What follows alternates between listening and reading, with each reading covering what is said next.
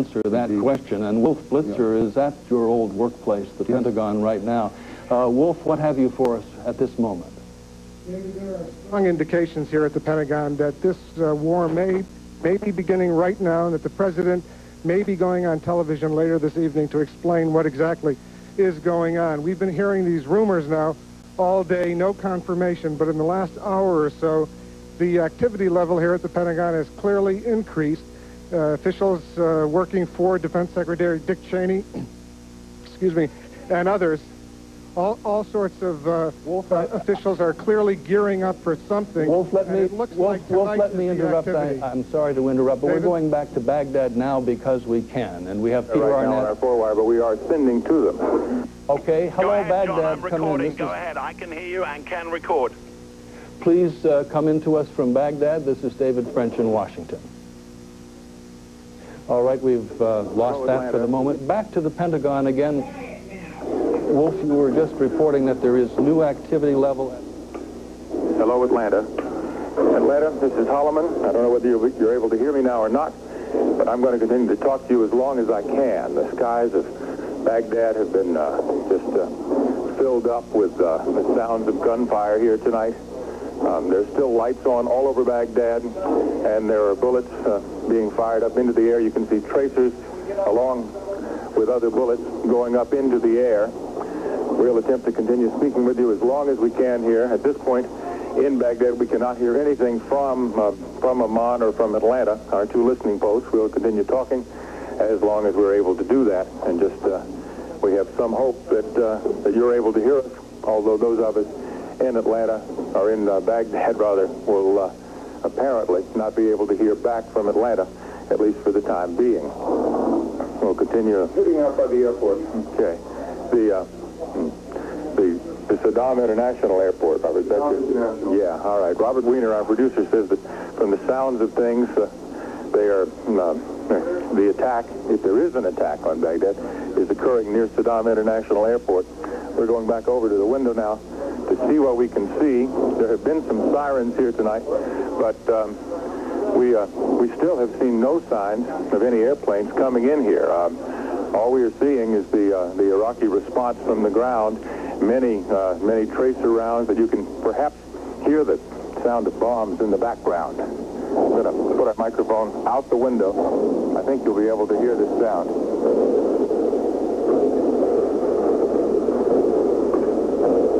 Fire. Certainly Secretary Weinberger would know the sound of that.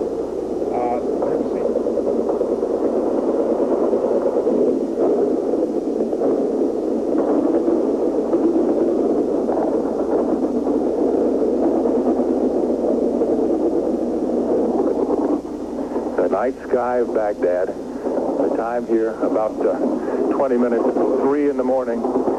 I'm getting away from the window here now as I can see more and more tracer rounds very close to our broadcasting position. I'm going to turn off the microphone for one moment in an attempt to see if we can hear Atlanta and get some response from CNN down the line.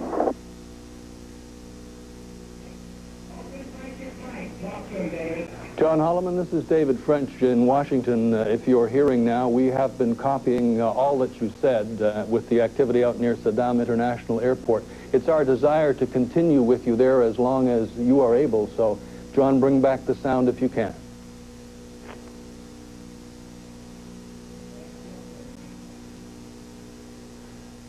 All right, we're not immediately able to pick up to resume that sound from John Holliman's position, so we will now return to the Pentagon where Wolf Blitzer has some more for us. Wolf.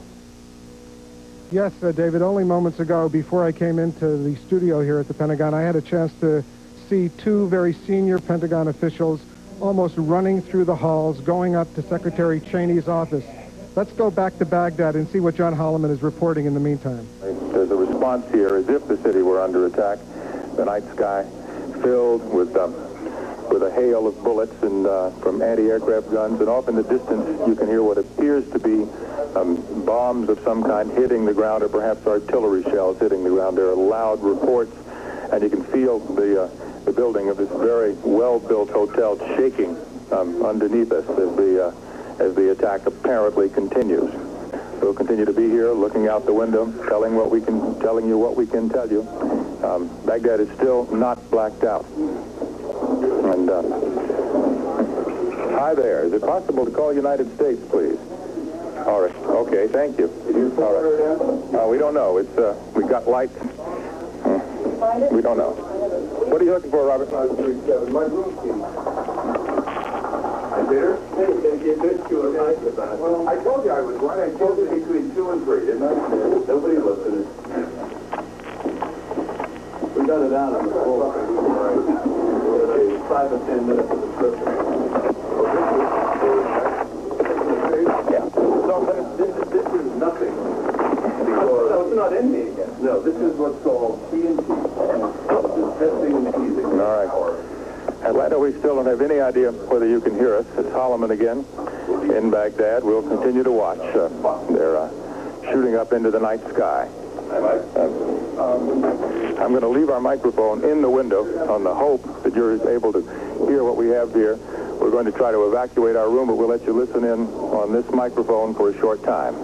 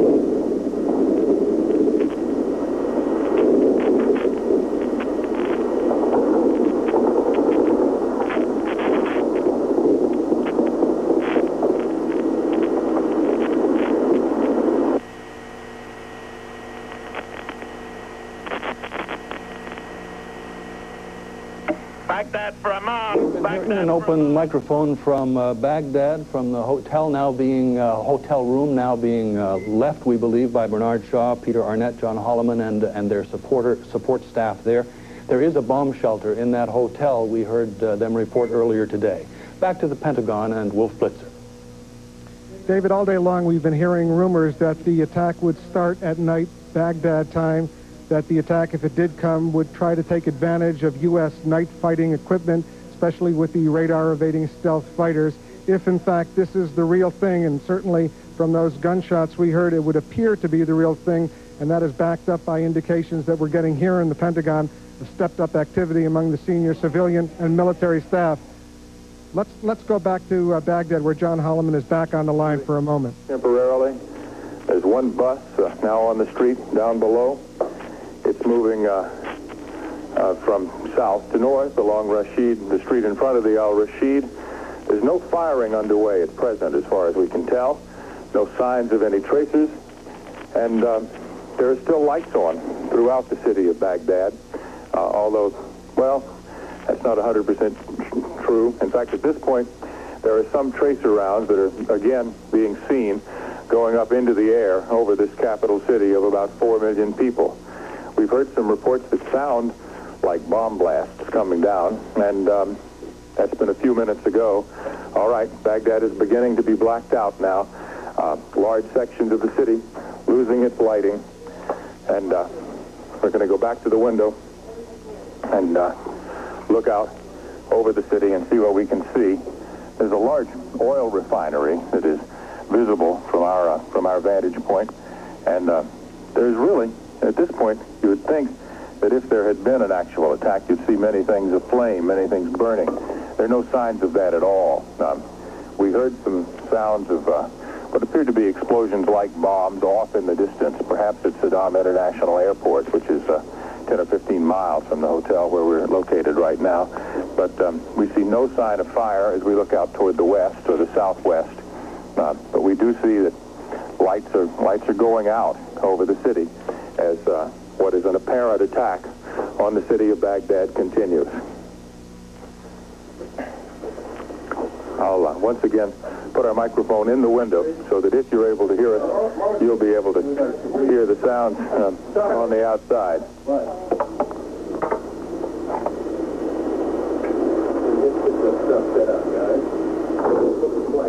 Well, we could mark that up.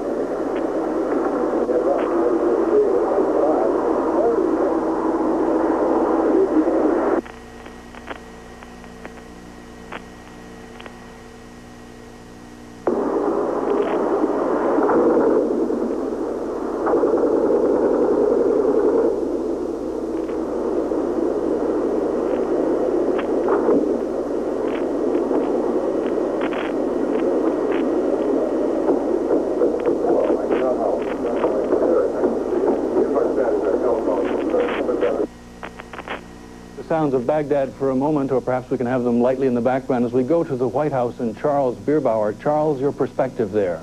David, very little to tell you except that a group of reporters were standing outside White House spokesman Marlin Fitzwater's office watching the television as those reports came across from Baghdad. We all listened to the reports that we were getting from Bernie and John. Mr. Fitzwater was inside his office, the door closed, watching the same reports. He emerged from his office a few minutes later, heading for the Oval Office. He is in there now with the president, one would have to presume.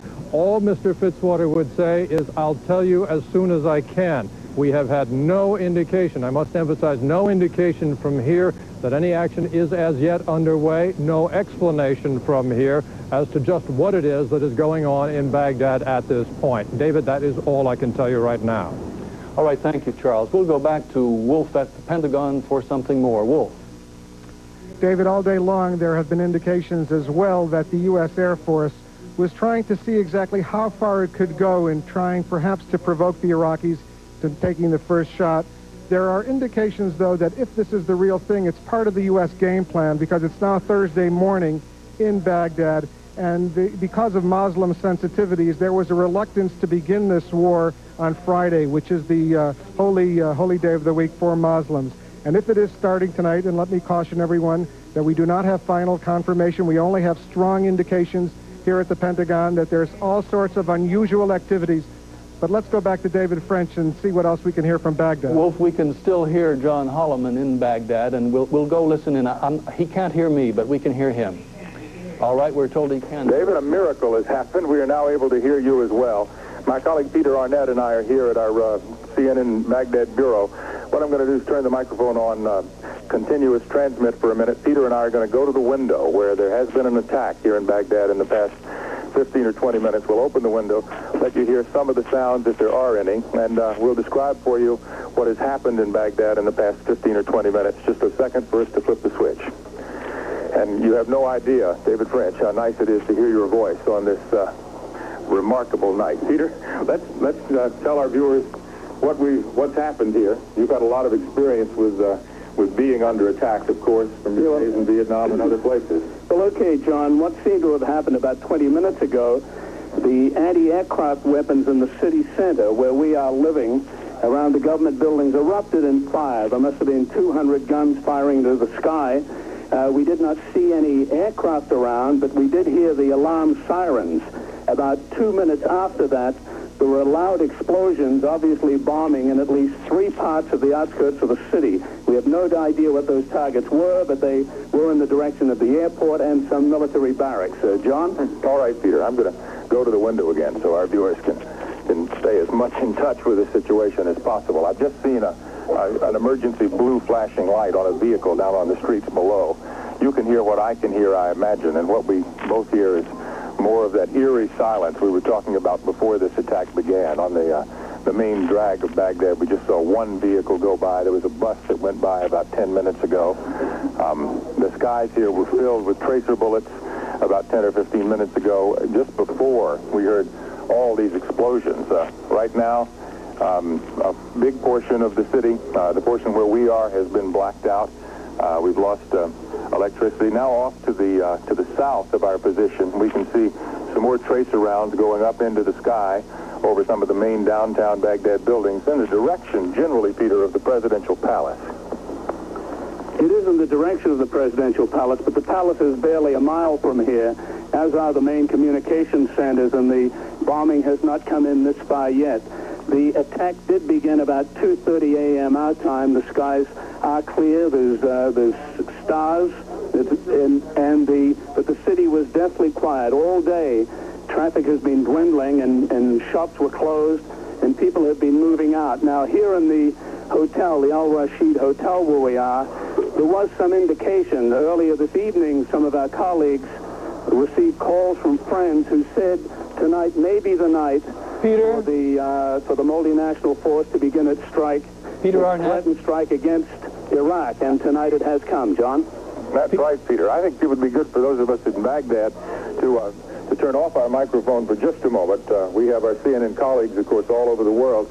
Perhaps, David French, some of our colleagues in other locations around the world may be able to tell us as much about what they know about this potential attack as we can tell looking out our window. Let us hear from you for a moment. Well, John, let me ask you first if all of our crew there, you and all are well. Is everything all right with you aside from what's going on outside? We're a little excited, David, as I'm sure is obvious, but yes, we've checked in with virtually all of the CNN crew.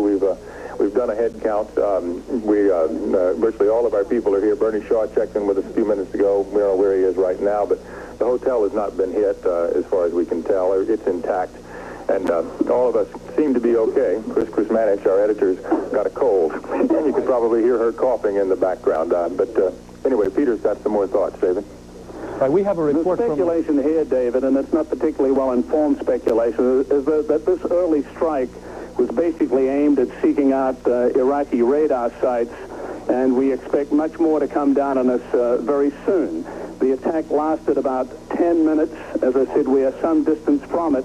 We did not see the explosions, but we heard the explosions very loud, and we did see traces going into the sky.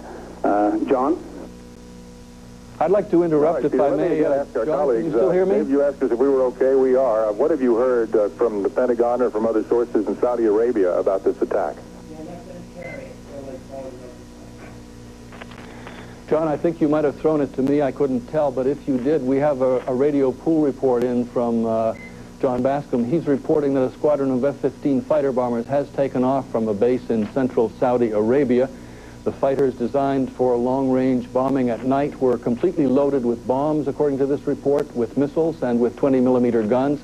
That report is from pool reporter John Bascom in Saudi Arabia. Do we have anything else imminent from our Baghdad line at the moment? Well, what we can do, David, of course, is you know how it is at CNN correspondents like Arnett and Holliman and Bernard Shaw. If we can find him again, we can talk and we can describe what we see for long periods of time, and we're certainly willing to do that for as long as it's possible. I'm looking out the window of our hotel now. As I look to the south, I see that much of the city has been blacked out, but in a distance of 5 miles away, I suppose I can see a ring of lights off on the horizon. As I look out to the west and the southwest from my position, I can see, again, much of the city blacked out. There are no lights on the major telecommunications center in Baghdad, but it is still intact. It is still standing. As I look off more to the southwest, I can see a large section of the city that has not been blacked out. There is one broadcasting tower, radio or television, that still has the red lights up. It's 250-foot tower. And as I'm going to lean out the window a little bit more now to look more directly to the south to see what I can see in that direction. And I see one huge government housing complex, many apartments, which I don't see many lights in the windows of the apartments, but they have had the blackout siren on. And the situation there is that that apartment continues to be there. Peter Arnett has been looking out another window. Peter?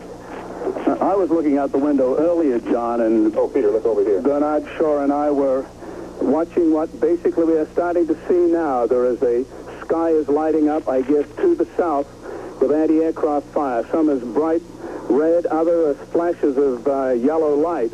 what seems clear is that the city is well defended with anti-aircraft fire, and we can only presume that because they have started up again with considerable rapidity, that there is another attack coming in. John? Yeah, Peter, we can't hear anything. This is eerie. But it looks like a 4th of July display at the Washington Monument. The sky is just brightly lighted with all these tracer rounds. Some are red, some are white. We can see explosions, airburst explosions from these weapons. Oh, now there's a huge fire that we've just seen that is due west of our position. And we just heard, whoa, holy cow. That was a large airburst that we saw. It was filling the sky. And I think, John, that airburst took out the telecommunications. Yeah. Now you may hear the bombs now. If you're still with us, you can hear the bombs now. They are hitting the center of this city.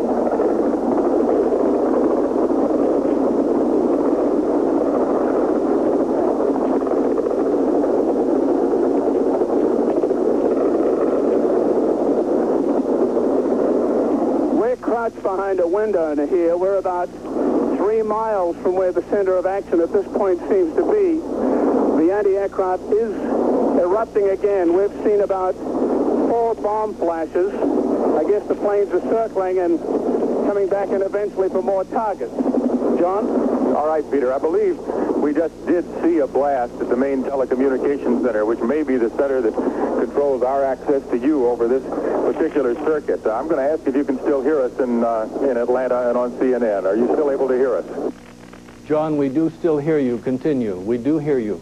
All right, Dave, thank you. When you see your main communications link to the outside world hit with a bomb, you have to keep checking in to make sure we're getting out. But we'll go back to the window so you can at least hear these sounds. We have a CNN cameraman, Mark Biello, by the way, is taking pictures of this, and as soon as we're able to establish a video link to you, which we're sure won't be anytime soon, but will be hours from now, we'll be able to show you the pictures that we're talking about right now. But it really is a sky filled with the bright red and white flashes from the anti-aircraft fire here around Baghdad. John, U.S. Armed Forces in Saudi Arabia have now confirmed that the war has begun in Baghdad. I suppose that information may be superfluous to you. You're watching it. We'll go back to you. At that time that it was similar, but it was much more minimal than this. As I said earlier, Baghdad is obviously a very well-defended city. Now, the anti-aircraft fire has slowed down again. What we saw are about 5 bombs dropped in the center of the government part of the city. The gunfire is quietening down again, and the skies are quiet. John? All right, Peter and David back in Washington, as we continue to try to describe this for you as best we can. It's good to have a colleague like Peter Arnett to help out, I'll tell you that. My experience in being under attack is very limited, I'm proud to say. But I think by the time the sun comes up tomorrow, my experience will be much improved in this regard. Our cameraman, Mark Biello, has just come to the window. Mark, you've been taking pictures of all this. What does it look like through your viewfinder? Basically, this is the second wave of many, I think, to come. On the other side of the hotel, we have some of the buildings that have incredible damage and also a lot of anti-aircraft batteries there. Yeah. A lot of action on the other side. Okay, our microphone cable is long enough for us to go over there, David. If we get a chance to get away from where we are right now, which seems pretty interesting to watch from a reporter's point of view, we might go over to the other side of the building. As we say, we're looking out toward the west side of downtown Baghdad, where these airbursts continue. Peter, you want to run over to the other side, and just come back and give me a report, see if we should be over there or over here? Peter Arnett's going to go over to the east side of the hotel and look out there to see what he can see. There's still huge airbursts visible here. We've seen 2 major explosions, one near the major telecommunications center, another one at a location that's not that major communications center, but somewhere else in downtown Baghdad. It's just we don't know what might have been where that bomb hit, but it did appear there was a bomb. The sky continues to be filled with tracers as the anti-aircraft weapons continue to fire. This whole event started, well, I'm trying to tell what time it is, about 35 minutes ago, about 2:30 Baghdad time. Another huge, loud burst from the ground, more tracers going up into the air over the city, and There's a lot of fire going up, and as I say, these bombs continue to come down occasionally on the ground here. There's no sign that any of the aircraft that are involved in this, not from Iraq but from the Allied forces, have suffered any damage. We've seen no sign that any of them have been hit. Peter? Well, John, it's just the same to the east as to the west. There is a bomb every few minutes. There's lots of anti-aircraft fire going up. I don't know the caliber, some large, some small. It's firing in all directions. I don't know how well directed it is. We haven't seen any hits on any aircraft. In fact, we've hardly heard the aircraft. They're not coming in low tonight. They're bombing, obviously, from quite a height. They're not coming down to meet this anti-aircraft fire, and you don't have any of those swooping dive bomb attacks. This seems to be more of a strategic approach.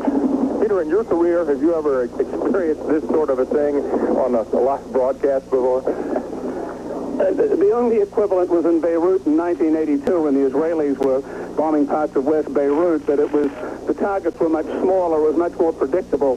We have no idea here the extent of what this U.S. multinational force rating will be. We don't know how much of the city of Baghdad has been targeted. We can say now that nothing has landed very near the hotel. Oh, that sounded like a rocket. Even though there's lots of noise, but the rocket, I think, was going up and not coming at us, John. Peter, it's good to have you here, as I've said before. I'm going to check in with Atlanta now with CNN headquarters and see what they can tell us. John and Peter, we're going to the White House for just a minute. Presidential spokesman Marlin Fitzwater is about to address the nation and therefore the world. He's preparing now to appear at the White House press room, and we're there for him. And we'll be right back to you as soon as we can. You can see the reporters gathered, some prepared to go live. And Marlin Fitzwater is about to come in and make history with his announcement. We've already heard the reports from Baghdad. Here's Marlin Fitzwater. I have a statement by the President of the United States. The liberation of Kuwait has begun. In conjunction with the forces of our coalition partners, the United States has moved under the code name Operation Desert Storm to enforce the mandates of the United Nations Security Council. As of 7:00 p.m. Eastern Standard Time, Operation Desert Storm forces were engaging targets in Kuwait and Iraq. President Bush will address the nation at 9:00 p.m. tonight from the Oval Office. I'll try to get you more as soon as we can. Thank you very much.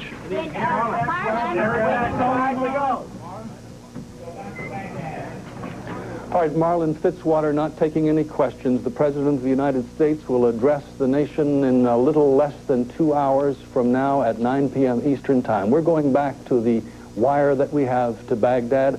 John Holliman is there, Bernard Shaw is there, Peter Arnett, and CNN staffers.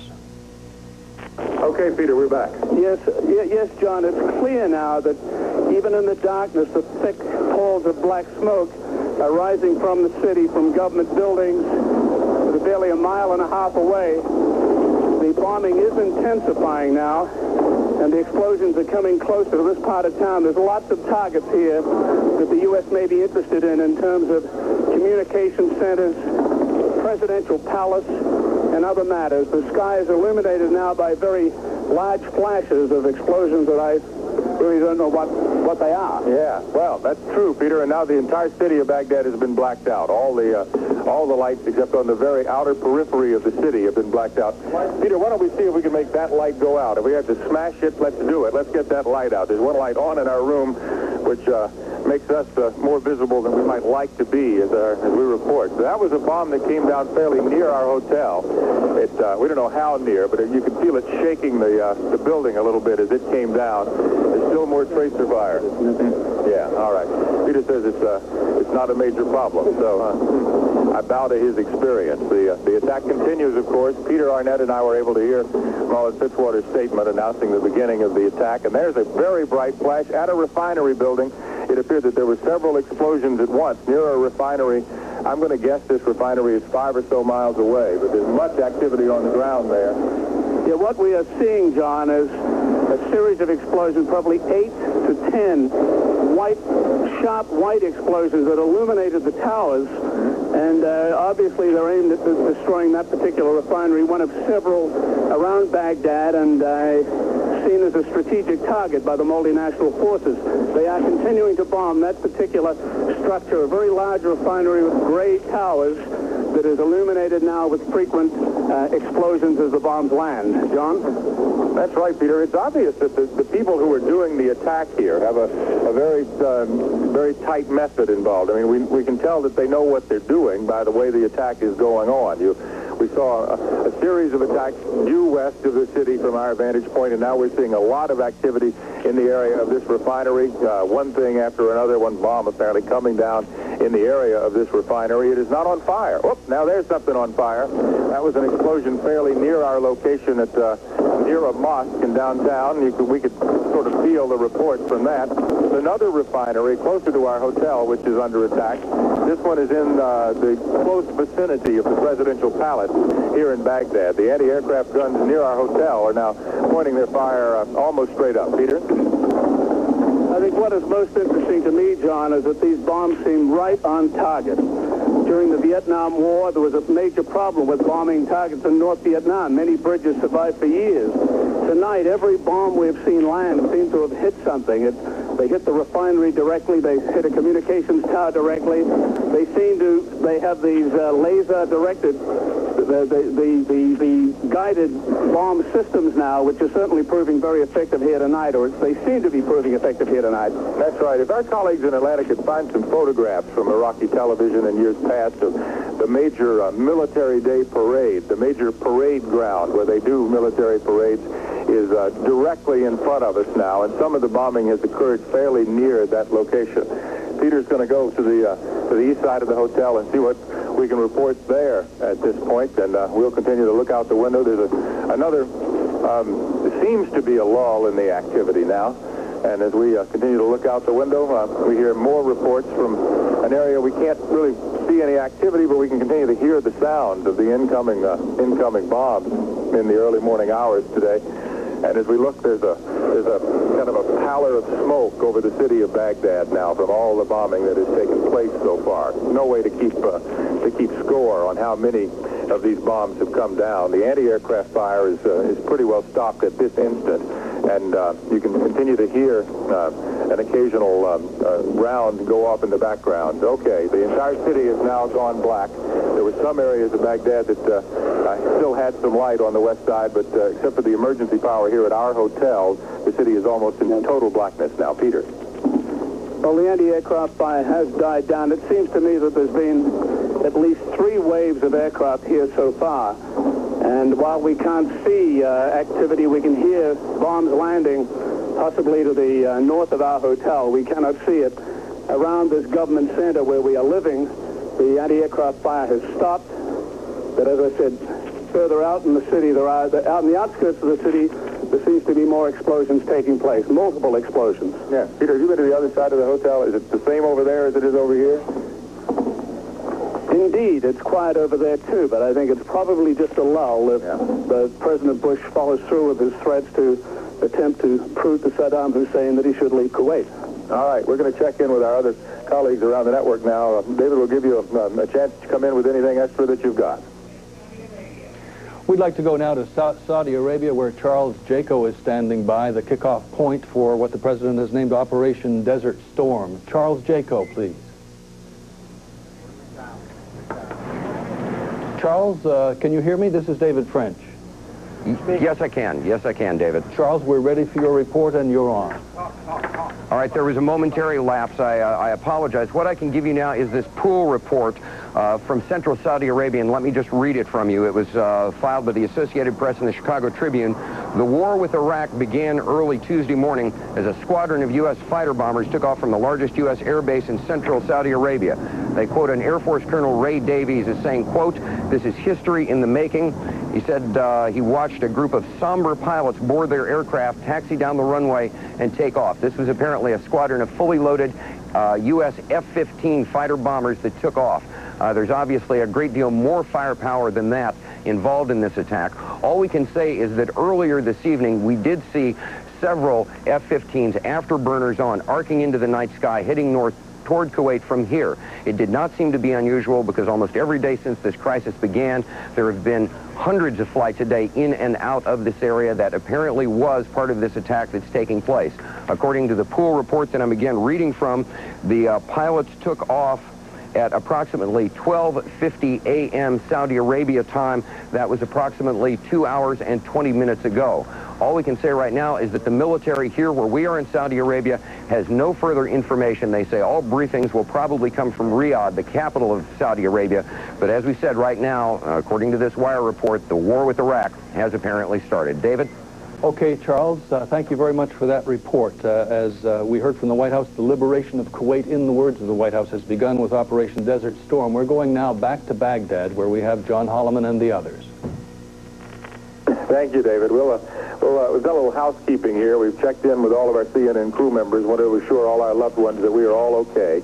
CNN's Bernie Shaw has gone to a lower floor of the hotel. We're up pretty high, so we can get a bit better vantage point, but as several of our colleagues have told us, it might be a little safer, a little lower down in the hotel. But we like the view here. It's very quiet outside right now. There are a few cars speeding down the main drag in Baghdad in front of our hotel, but there's no more anti-aircraft fire. There appear to be, well, there was one little explosion that just occurred. Peter? John, I was just thinking, we've been waiting for this to happen since the deadline on the UN ultimatum passed at 8 o'clock yesterday morning in Baghdad. And certainly as the day progressed, it was clear here that the authorities seemed to be preparing for some kind of action. I'm sure they didn't have any kind of advance word, but as I speak to you, the anti-aircraft fire has started up again, and there is another wave of planes presumably coming in.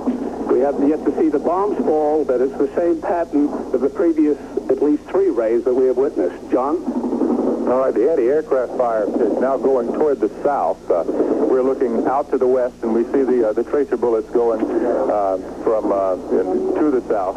And we don't see any signs of approaching planes. The planes might be high, but the tracer bullets are still going up into the sky, and there's no sign of anything coming down from the sky right now, which for those of us in Baghdad is offering some comfort. But we've seen these bombs come down before, and so the situation is that the attack on Baghdad continues, and we'll continue to provide you with what coverage we can. You can hear the sounds of the anti-aircraft guns in the background as I look out the window here and continue to just describe what I see. It's very dark in Baghdad now. Most of the lights in downtown are out. The sounds that you hear are the sounds of the Iraqi anti-aircraft guns pointed skyward.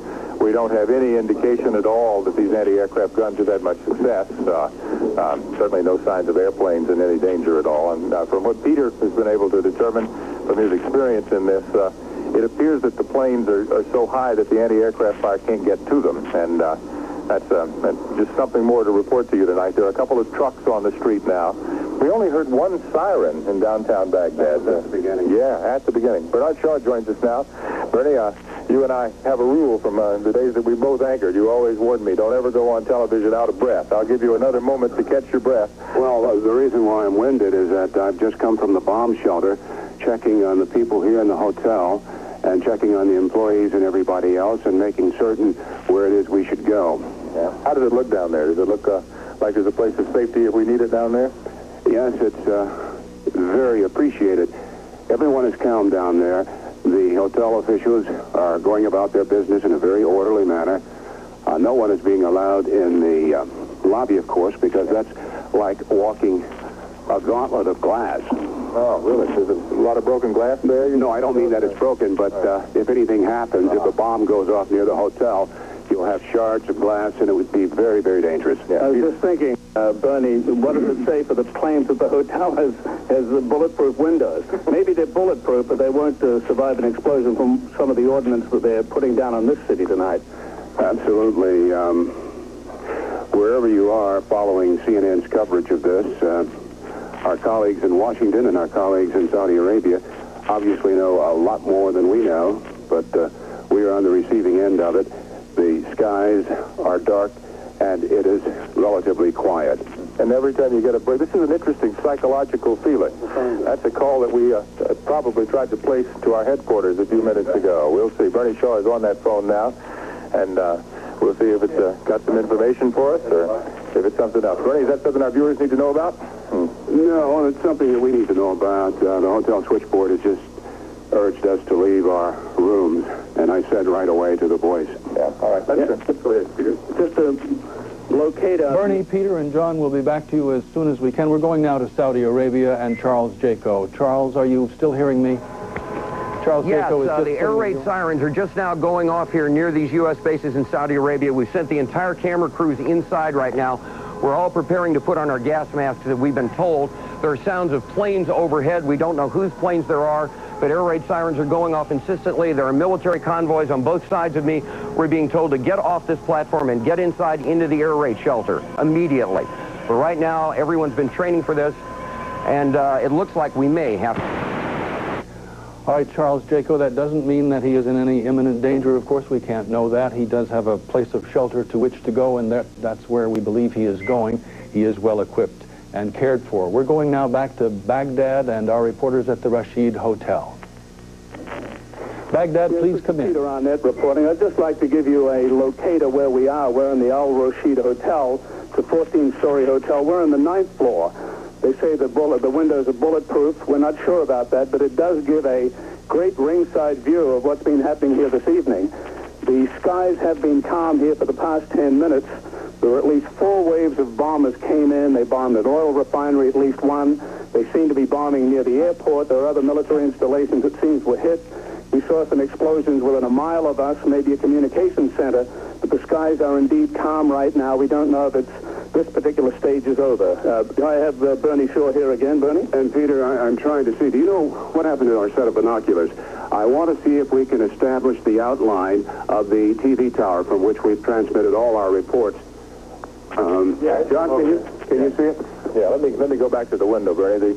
The tower is now dark. It's we saw it lighted, I guess 10 or 15 minutes ago, and it's the fact that it's dark. I mean, I think Bernie, if that tower had been hit by now, we would have seen the explosion at the tower. I believe it's probably still intact.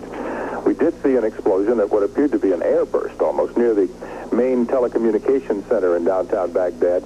But the fact that we're still able to communicate with our viewers indicates, because the wires that we are talking to you on, we believe, go through that communication center, indicates that at least some of that center is still available, still intact. I just want to add one thing to everybody, that we are safe, relatively speaking, Peter, and there is no sense of an immediate threat to our lives. Do you concur with that?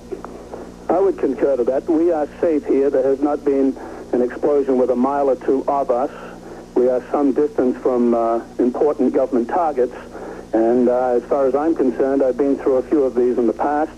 I think we're safe enough here for the time being. Within a minute, we can get to a shelter downstairs. I'd like to make one comment. It was said that when the U.S. air attack started, all communications would be totally blanked out. We presumed that we wouldn't be able to talk to you like this, but whatever that plan was, or whatever that proposal was, or system was, it doesn't seem to have worked, because we still have communications with you. John? I'm wondering why the hotel chooses to turn on all these fluorescent lights downstairs in the garden. My goodness.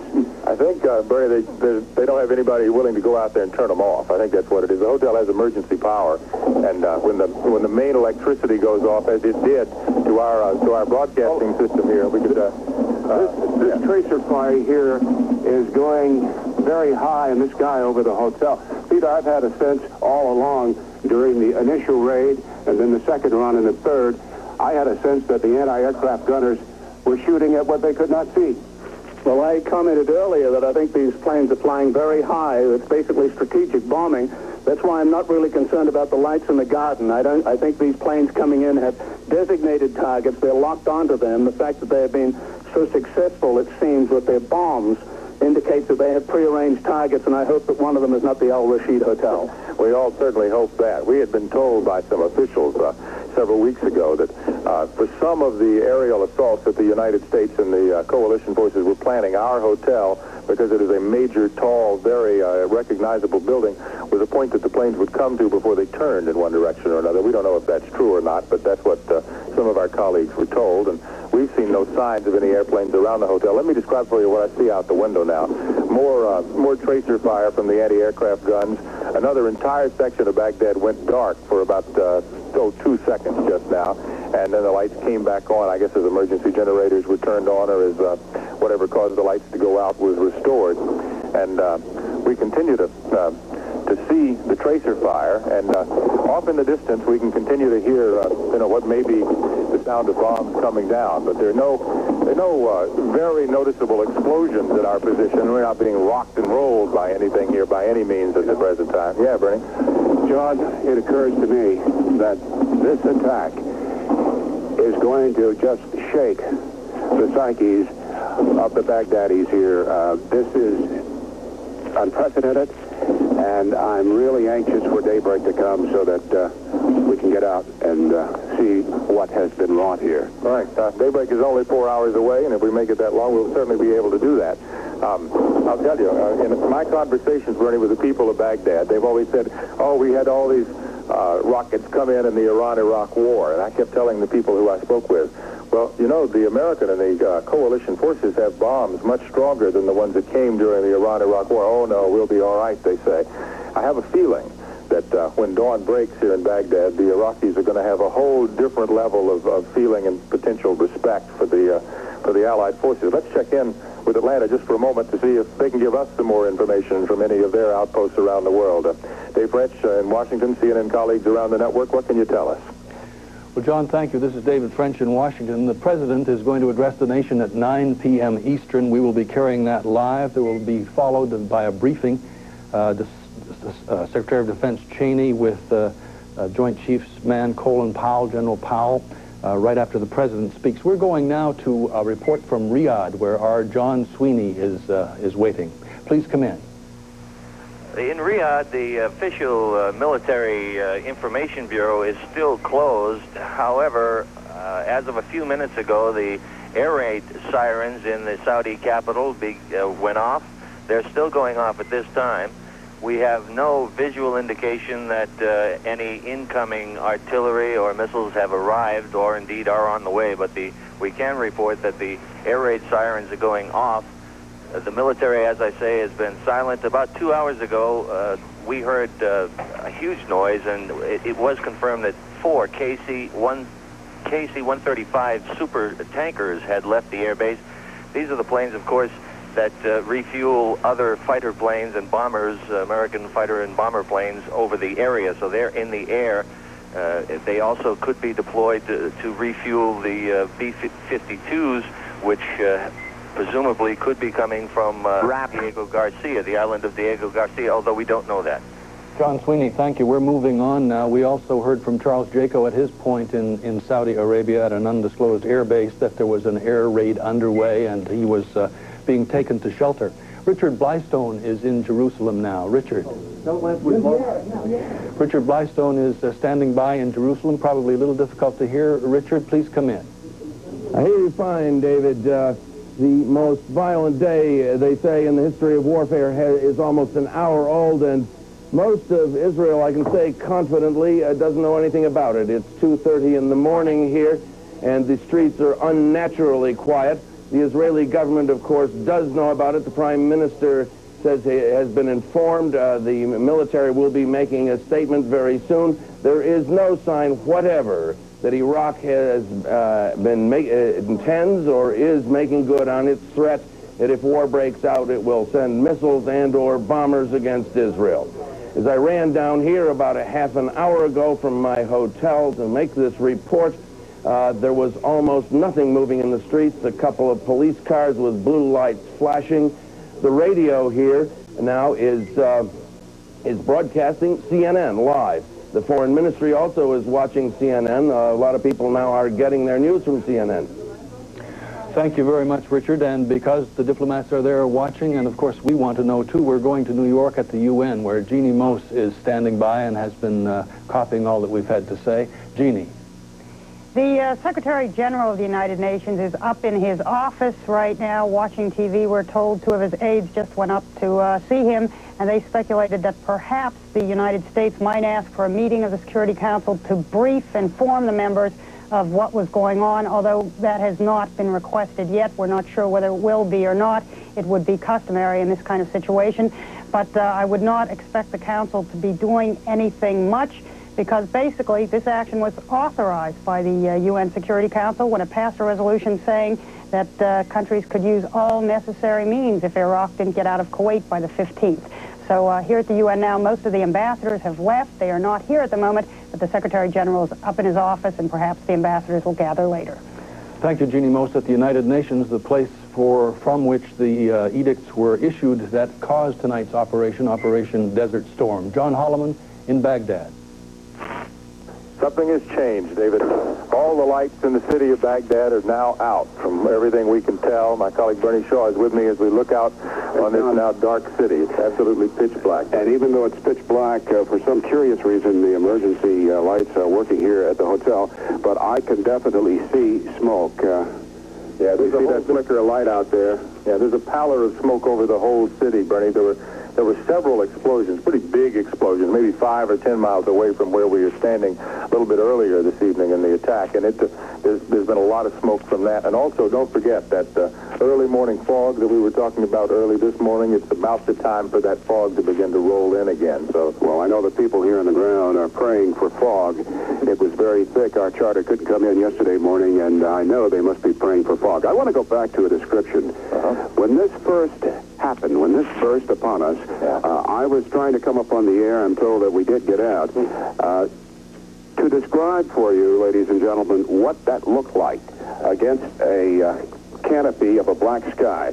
It was like the fireworks finale on the 4th of July at the base of the Washington Monument. Peter, you're chuckling, but that to me is not an exaggeration. I'm chuckling with nervousness, Bernie, not with derision. You made a comment a little earlier about the fog. I don't think the fog is going to help Baghdad. You mentioned earlier it's strategic bombing. These American planes know exactly where they're going and what they're going to hit. And fog isn't going to help anyone if they're in those gun sites or in those bomb sites. I want to say for the record, the White House made every effort to warn journalists on the ground here that danger was imminent. You could not expect the President of the United States to say, I'm going to do thus and so at a time certain. So we appreciate the warnings we received from the White House. We're safe. I don't know whether the airport here has been knocked out. We'll find out in the morning. I was awaiting a charter to take me out of here along with some of our CNN colleagues, but for now we're hunkering down, and we'll see what daybreak brings. John? Yeah, I'm looking out the window and can again see some flickers of light off on the horizon to the west of Baghdad, maybe 10, 15 miles away. I have my head in the window. I'm looking out over the street now. There are a couple of vehicles down there on the streets below that have bright lights attached to them. And it may be that the Iraqi authorities on the ground are looking around trying to do a little damage assessment. It's a cool night. It's probably 40, 45 degrees. While you're reporting, I just want to pull your head out of that window. Bernie, you're a good friend. The best way to see, though, is to look. And as I do look, I'll try to keep my head as far down as I can. All my friends have been giving me advice for months. When you go back to Baghdad, keep your head down. I'm trying to do that. There's a sound outside now. It might be a motorcycle or it might be a helicopter. I can't tell. Maybe even a truck. A truck. Yeah, a truck. And it's down on the road below.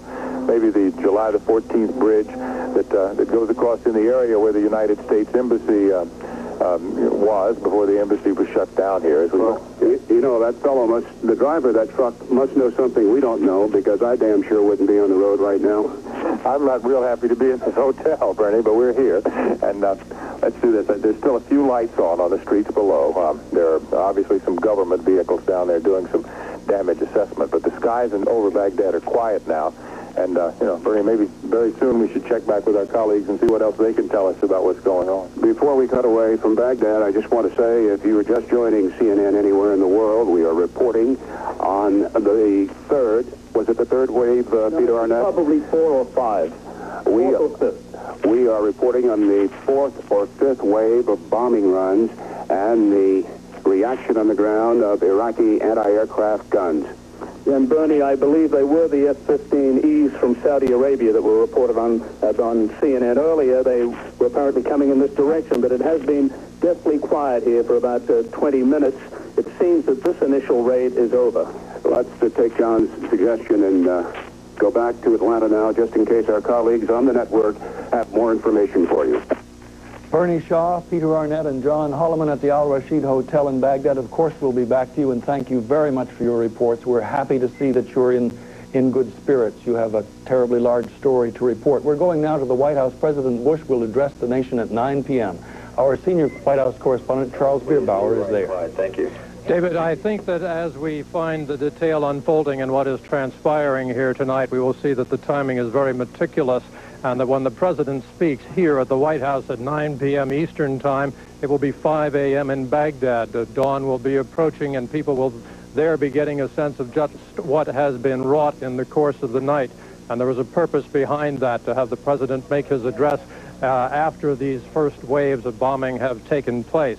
We're also given to understand that the President will try to seek a tone of reassurance in this speech, reassurance to this country to be sure, and an explanation that diplomatic efforts had been exhausted before taking this step.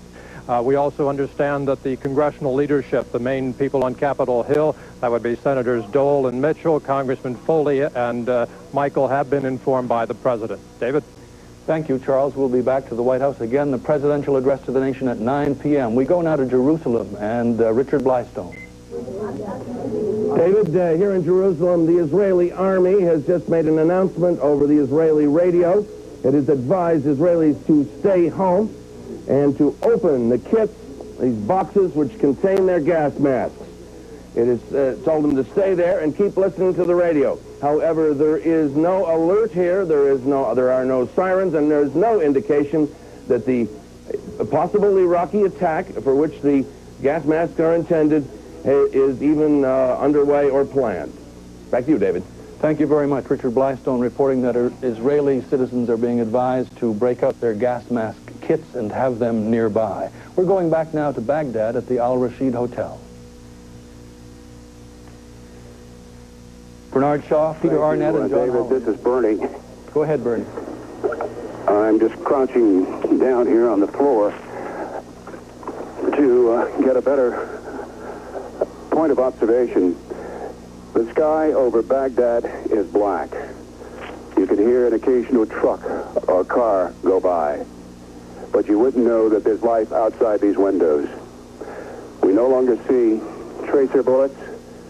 We can tell that there are fires off in the distance. It is eerily quiet right now. There's a very cool breeze blowing through the window here, and we are sweating in more ways than one. Peter Arnett is here. John Holliman is here.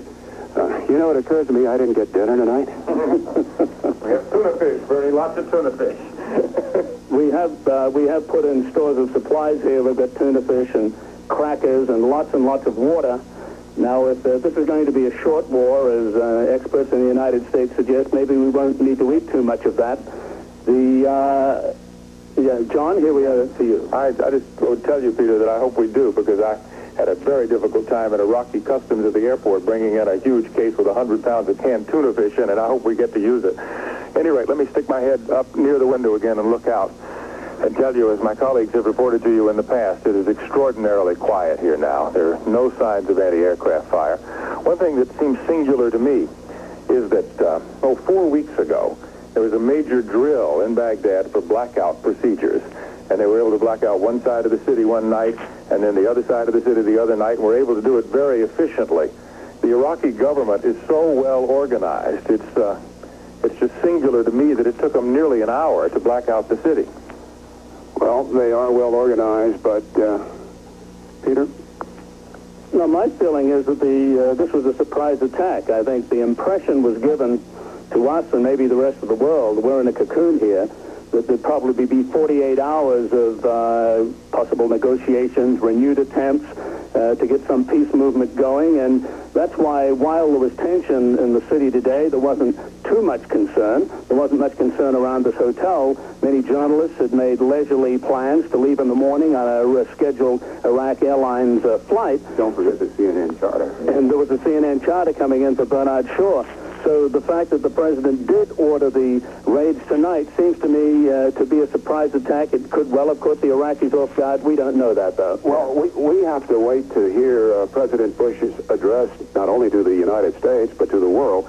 But, Peter, my instincts tell me that this what we've experienced the last 2 hours, this is meant to be a sample.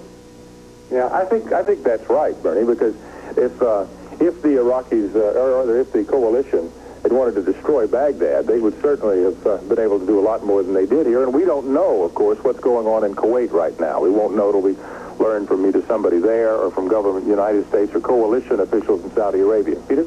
Well, now that we're speculating a little, my interpretation of the analysis of the last few weeks is that the president wasn't interested in another, what they call Vietnam situation, where you would have bombing and then an assessment, hope for a political move on that hand. I thought it was all going to come at once.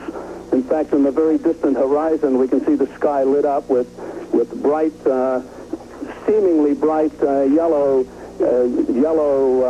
I hesitate to say explosions. It's light. It seems to me that planes are pounding targets possibly 15 to 20 miles south of here. Bernie? Well, of course we should label our speculation for what it is. It's going to be daylight here in about 3 hours, and we'll have a much better idea. And, of course, in less than 90 minutes, President Bush will be speaking from the White House, and we'll have a specific idea of United States intentions. Yeah. I think all of us, Peter, Bernie, and I all feel that because we are in Baghdad, we're the middle of the story. And I think probably from certainly the aspect of the red, yellow, and orange pictures that you're going to be seeing on television tomorrow, if we can get them out, most of them will come from here. But we should again check in with our colleagues around the network to see what else we can find out about this. Here we go. We'll go back to the rest of CNN. Go ahead, fellas.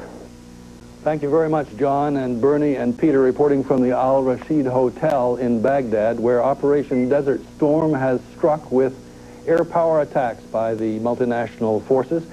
And for that update, we'll go now to the Pentagon and Wolf Blitzer. David, Pentagon officials say it should have come as no surprise that this attack started tonight. They say that the United States wanted to start the attack at night. There are specific targets. For almost 5.5 months, the United States has outlined virtually every strategic target in Iraq and occupied Kuwait.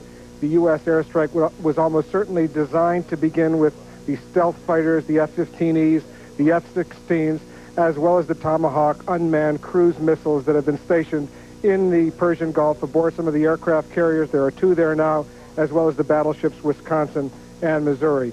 Pentagon officials say that right after the president's address to the nation, 9 o'clock Eastern time, both Defense Secretary Dick Cheney as well as General Colin Powell, Chairman of the Joint Chiefs of Staff, will come here into this room and brief the news media on details of the U.S. operation. It obviously has been well planned. Obviously, it's something that the United States has been planning for some time. Now let's go to Baghdad, where our colleague John Holliman is standing by. Well, thanks. As soon as we were confident that the skies were going to stay dark for a while, they lit up again. And there are more tracer rounds. We can hear explosions off in the distance to the west of central Baghdad. And we don't know how far to the west, but I can put the microphone out the window, and maybe you'll get to hear some of the sounds of these explosions just for a moment, or at least the anti-aircraft fire that is going with them.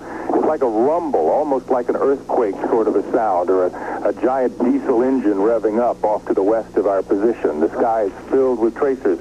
Bernie Shaw. Go ahead, Bernie. Well, hold on. Let's let our viewers hear what's happening. Yeah, okay. We're going to let you listen to the anti-aircraft fire and the sound of these bombs falling here in Baghdad.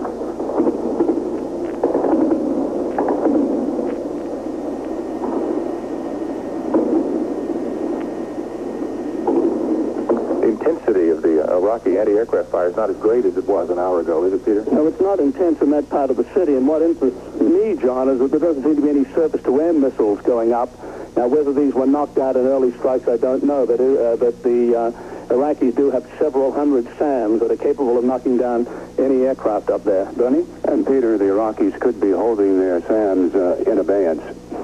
Yeah, that's a possibility. We had heard from a briefing that we got some months ago that there were 2 surface-to-air missile sites in the area, and it's one of those things that the Defense Department officials are probably not wanting us to talk about. But the government of Iraq is certainly doing what it can here to fight back. Well, not only the Defense Department, I don't know if the Defense Department cares, but the government of Iraq probably is concerned about us talking about information, I want to point out that anything we've gleaned basically is from U.S. news media and experts, and we've found nothing here that we haven't been allowed, in fact, to see much here. Certainly. We are confined to the hotel. We can give this report tonight because we're on the 9th floor of the Al Rashid Hotel, which has a commanding view of this very flat city to the north, south, east, and west. And for about the last 2 hours in the north, south, east, and west, there's the last hour to the north, south, east, and west, there has been enormous activity. And now we hear planes actually going over here. Yeah, well, I'll see if I can see anything. All right. There's a plane nearby. Bernie, you can see something? Right. It's broken out on either side of us here at the hotel. And I'm just going to be quiet and let you listen.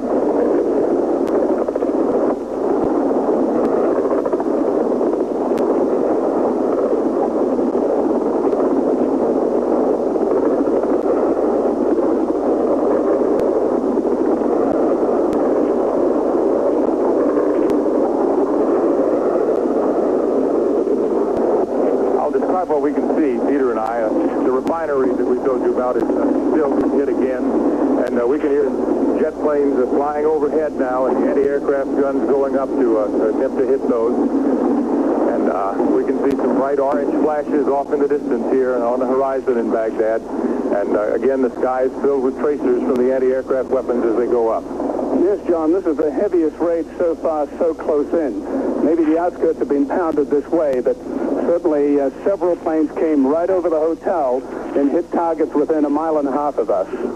Bernie, what do you see on the other side of the hotel? I've just come from checking out the other side of the hotel, and it's equally intense on the other side. And clearly, this is the most intense exchange we've had so far, and that was really targeted. No kidding. The sounds of those jet planes from the United States directly overhead was a little bit unnerving for all of us, I'm sure. Peter, you've seen major military attacks in the past, and you're our history lesson here. In Vietnam, I'm sure it got much worse than this many times while you were there, didn't it? I don't think anything in Vietnam was momentous. Is this land, sea, and air armada that is assembled in Saudi Arabia and off the coast. I believe there's more aircraft, attack aircraft, than at any point in history, in the whole history of the world. And right now it seems that they're all coming at Baghdad, but of course they're not. We don't know about targets anywhere else in the Iraq or in Kuwait. We are limited here to looking out our window and trying to interpret the skies and the flashes in the skies. John? Right. Iraqi government officials have told us that they will set up a media center for us and give us information from the Iraqi government's point of view after the attack. I think, were pretty well convinced in at least the level of ministers in the government that there was going to be an attack sometime in the near future, but they didn't. I don't think the government people anticipated it would come this quickly. Well, John, this attack left as fast as it came. The planes have left the vicinity, and the anti-aircraft fire has stopped. So we're back to another lull here, and let me give you to Bernie Shaw. I just come back from the other side. I'm really wearing out trousers here, crawling on my knees and hands. But it occurred to me that, gentlemen, does it occur to you that it is not accidental that we are still reporting to the world? It may not be, Bernie. I'm sure the Iraqis could pull the plug on us. I'm sure the Americans could pull the plug on us, and it's useful, I hope, to our viewers around the world to be able to hear what we have to report. Well, my point is, this government wants word put out. This government has told us frequently, including the information minister last night, that he wanted the press to stay here. In fact, he expressed anger that some of the press had left. He said the international press says it covers human rights. It should be here to see what the United States, the multinational force, is going to do. Now, I don't see any government officials around here tonight to assist us, but they have said that we can work here, and up to now, this has to be unique. It has to be unique that we are continuing to cover this story, to talk to you, despite a series of major impact bombing raids. Before we go back to our colleagues along the network, I would say, in reaction to what you said, that I think government officials have too much sense to be where we are right now. Let's go back to Atlanta. There we go. Very much, gentlemen. We'll be back with you. Operation Desert Storm is now 1 hour and 18 minutes old. The President of the United States is going to address the nation at 9 o'clock, and we'll be hearing from the folks at the Pentagon right after that.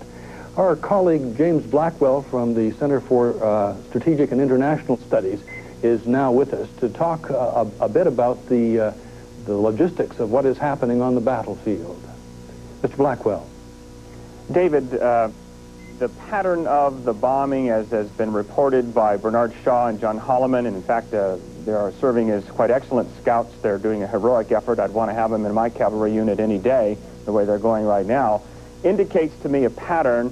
While it's far too early to judge from here what's going on in the rest of Kuwait and Iraq, it indicates a pattern of strategic bombing aimed at severing the command and control links between the political leadership and the army, and no doubt similar types of strategic targets down the operational chain of command are being struck at the same time. The President's statement said that the liberation of Kuwait has begun. I doubt this is a symbolic or I doubt there will be a pause to allow Saddam Hussein to capitulate.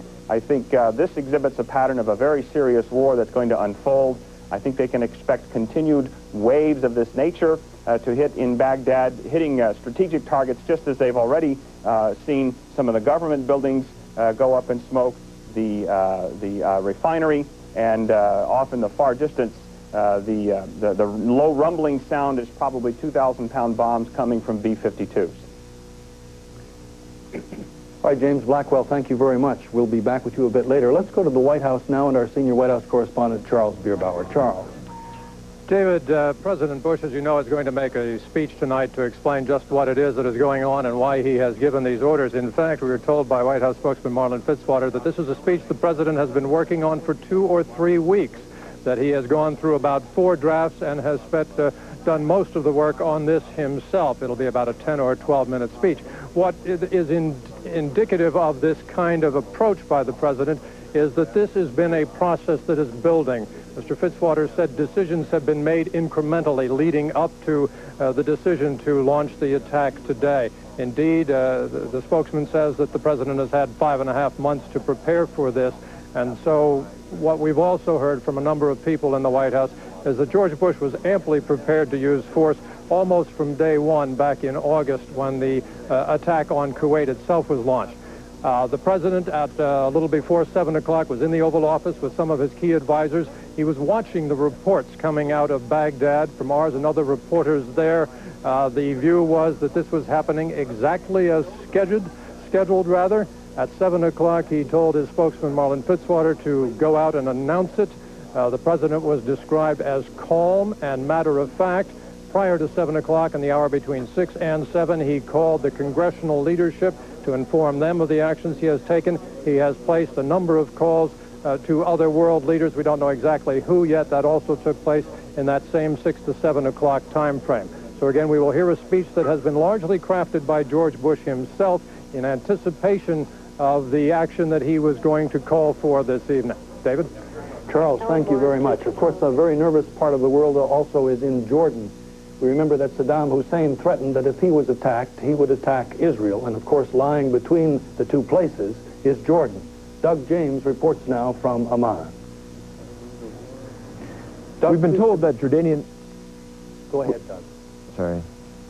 We've been told that Jordanian officials, like many others, learned first of the attack on Kuwait and Iraq by watching the CNN. The average person here, of course, does not get CNN, and so far has not heard of this attack. There will be a radio announcement in about 7 minutes' time, and then a television announcement over Jordanian state television at 10 o'clock local time.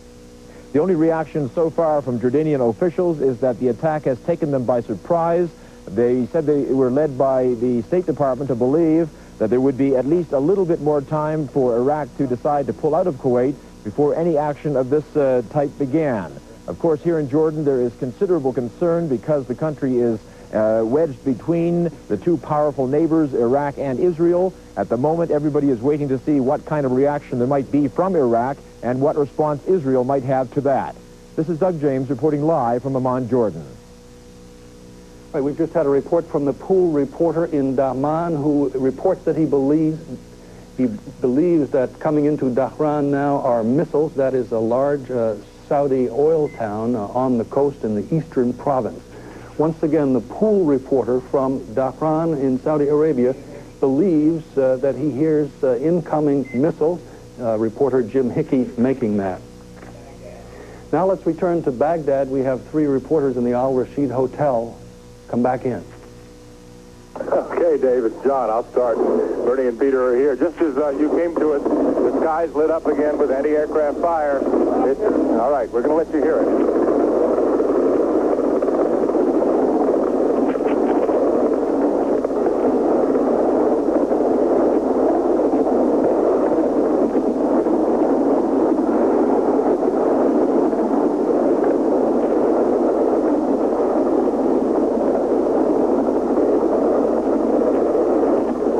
It's a brightly lighted night sky now. It looks like a million fireflies off to the southwest of our location and down to the south as another wave of anti-aircraft fire goes up into the air.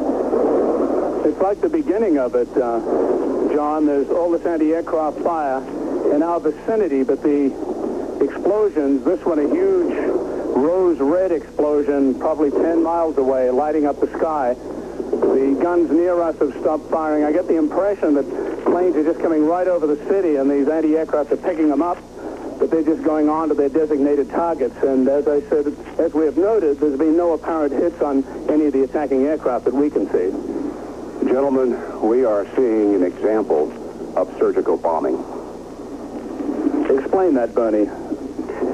There have not been any wild bombs going off out of pattern. You can barely hear the planes. And throughout the last 2.5 hours, 3 hours, whenever there were exchanges, they were in specific areas. It seems like 2.5 or 3 hours, Bernie, but I think it's been about an hour. I don't want to be frivolous about this. But we actually, Bernie, you may be right, but we won't know till tomorrow how surgically precise these bombs were. I'm sure tomorrow the Iraqi authorities, I hope, they will let us go out and see some of what's been going on, and I think that if any civilians have been hurt in these raids, we will probably get to see them, maybe not some of their more important targets. What I meant by that is bombing in Baghdad proper. Yeah. Well, it's still a remarkable sight out the window here. The noise has calmed down, as I'm sure you can tell. I've got my head in the window, or at least in the vicinity of the window again, so we can look out here and get a better view of things. There's another string of tracer rounds going straight up into the air, pointing straight up out in the west of our location, and it's continuing to happen. There are other airbursts going up and exploding up in the air, and from time to time the night sky will light up brightly. In the area of, I guess, maybe more to the south than to the west of Baghdad. Now, there seems to be a good bit of activity. We see a lot of lights and flashes in the sky, and you can hear some fire that, at this distance, almost sounds like M16 automatic weapons fire. Of course, it isn't. It's big guns at great distances away from where we are. You know, and reflecting on my years in Latin America, covering a civil war or two, and having been shot at, and seeing bombing and this kind of fighting, aerial fighting, I must say that this is a new experience. This is quite something, isn't it, Barry? They're bright flashes of light as these big bombs go off in the far distance. Yeah, Bernie, go ahead. I'm going to leave you for a moment. I'm going to crawl over to the other side to see what's going on over there in that quadrant of the city. Bring us back a full report, Bernie, and we'll keep looking out here on this side of the building. More anti-aircraft fire going up. We don't see any major signs of fires or anything like that on the ground in Baghdad right now. And as we look out, we see more and more, well, we do actually. Now to the north of our location, we see some bright flashes of light on the ground, and now due west of where we are. There's more fire going up. There's a bomb that has come down now. You'll probably hear the report of the refinery in just a minute. We saw the bomb come down. We saw the flash, and you just heard the explosion. And it was a big blast bomb blast that came through this window. I'm going to back away from the window now. I'll still try to get a view for you, but that was a rough one for me. It was very far away, and I'm sure it was not dangerous, but it was the biggest blast of air that I've felt from a bomb so far. Peter? You know, that could have been as heavy as a 2,000-pound bomb. The windows in the hotel room have held. Maybe they are bulletproof. Maybe they're also bomb-proof. The waves are coming basically every 15 minutes now. It seems maybe 3-4 planes. They're unloading their hardware and then heading off. These pilots, these American pilots, are flying through a lot of flak, a lot of anti-aircraft fired from the ground. The gunners are firing a lot, but they don't. The U.S. planes don't seem to be targeting any of the anti-aircraft weaponry at this point. They seem intent on hitting specified targets and then getting on their way. John? Peter, could the reason that they're not worried about the anti-aircraft fire be that the planes are flying high enough so that the anti-aircraft fire wouldn't be effective against them anyway?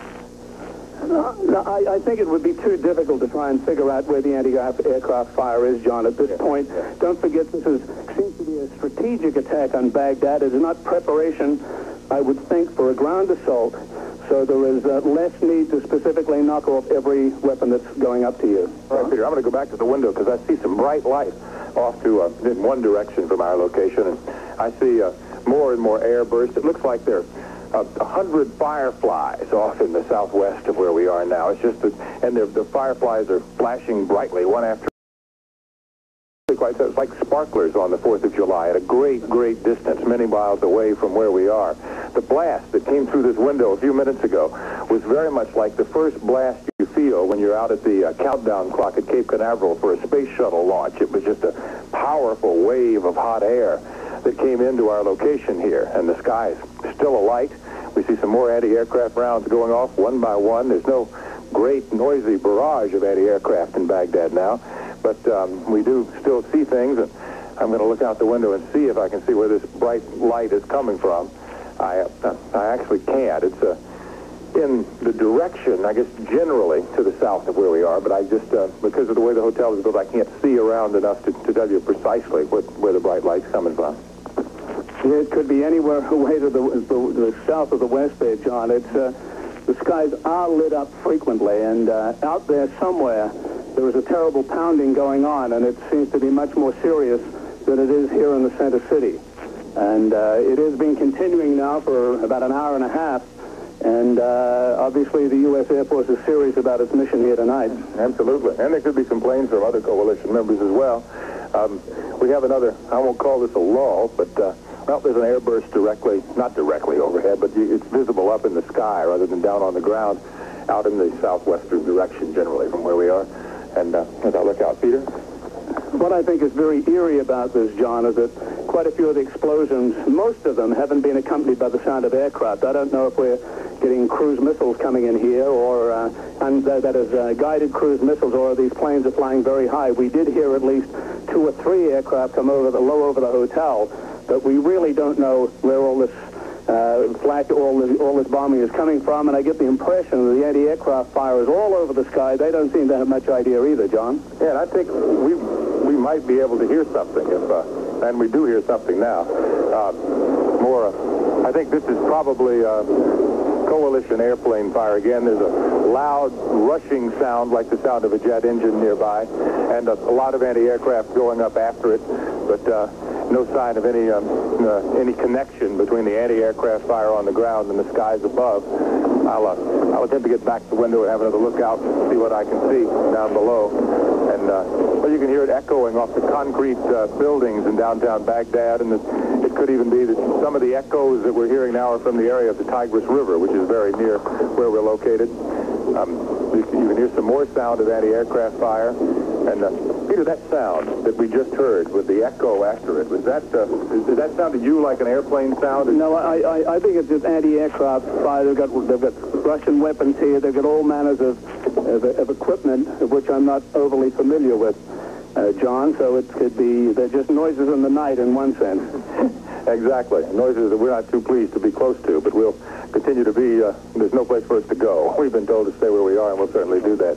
Yeah, there is another lull, it seems, and what we'd like to do is check in with our other colleagues up and down the cable news network and see what they can report to us. So for now, we'll stand by in Baghdad. John, Peter, Bernie, thank you very much. I'd like to make a correction and an update on an earlier report we had from a pool reporter, Jim Hickey. We had said that he was in Dhahran, and we'd like to correct that. He was reporting from an air base in Saudi Arabia when he reported the sound of incoming missiles. He further updated that he believed they were Scud missiles before he had to seek shelter and obey orders to get out of there. Now, the sound that came through the window there in the hotel, we have indications that the B-52s could be on scene because that blast was so large. We go to Wolf Blitzer now at the Pentagon. David, here at the Pentagon only moments ago, CNN has been told that the initial reports reaching the Pentagon from Operation Desert Shield's headquarters in Riyadh, that's CENTCOM, are very positive. It is an air campaign at this point, strictly an air campaign, very carefully orchestrated, rehearsed over many, many weeks and months. The officials with whom we have discussed say that there are no reports so far of any U.S. fighter aircraft or bombers destroyed, anything along those lines. Indeed, there is a confidence. There is at this point here at the Pentagon all the indications that this United States assault is moving just as it has been planned now for many, many weeks. Back to you, David.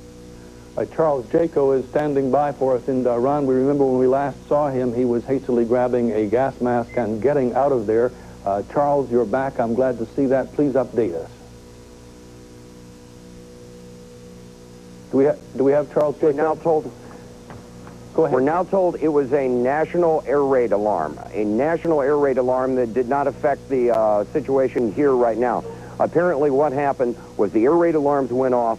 We were told to go into the basement with our gas masks. All the crews left the camera platforms here, and as I was in the middle of my report, the power was cut. Everyone here is fine. What we have been led to understand by the Saudi military is that the U.S. and allied airstrike against Iraq has been what the Saudi military calls massive, and they underline the word massive. They say there has been no indication of any sort of Iraqi retaliation so far, that no missiles and no planes have been sighted coming from Iraq towards Saudi Arabia or indeed any place else. They emphasize that this could change and that we are to stand by. I have here the remainder of the pool report on the launching of the strike that basically fills us in a little bit that the first wave of F-15s took off about 3 hours and 10 minutes ago. Right now, near this airbase where we are, everything is fine, but again, the Saudi military sources say there is no evidence of any Iraqi retaliatory strike against Saudi Arabia or against Israel. That could change. They describe the U.S. assault on the U.S. and allied assault on Iraq as massive, using mammoth amounts of air power, but as far as they're able to ascertain, no B-52 bombers were in use. That's according to the Saudi military. We here are all fine. The entire CNN crew is fine. All the journalists here are fine. But again, it was a false alarm by Saudi National Civil Defense. Right now, the skies are quiet. There are no planes flying over. It's rather cloudy and overcast, but there is no indication, no indication at all of any kind of aerial activity from here. Charles Jaco, CNN, reporting live from Saudi Arabia. All right, Charles, thank you, and we're glad to hear that that was a false alarm. We should remind our viewers that we don't have a CNN presence in Kuwait City. We are unable to bring you news from there right now. Wolf Blitzer was reporting from the Pentagon when we interrupted him to go back to Charles Jaco. We went back, of course, because we had lost touch with him suddenly. Wolf, picking up where you were, please. Yes, David, the initial indications are that this U.S. airstrike is moving along very smoothly. No reports yet of any U.S. Aircraft downed or anything like that. What we have been told is that the initial U.S. targets in Iraq and occupied Kuwait were anything that could endanger U.S. aircraft, especially anti-aircraft missile batteries, all of the Iraqi radar jamming installations. The U.S. has sent in what are called F-4G Wild Weasel and EF-111 Raven. These are defense suppression aircraft. Basically what they do is zap almost all of the communications in and around Iraq, making it very difficult for the Iraqi radars to hone in on the invading U.S. aircraft. The indications are very, very positive from the U.S. point of view here at the Pentagon that this U.S. airstrike is moving according to the game plan, which I reported earlier was very carefully orchestrated over these past many months. David? Wolf, in the weeks and months leading up to this, there's been a lot of diplomacy and some failed diplomacy, and among the things that went on, Saddam Hussein made some threats. Among them were to do grave damage to Tel Aviv if he were attacked. Let's switch there now to Richard Ross. And Richard, are there any signs of retaliation?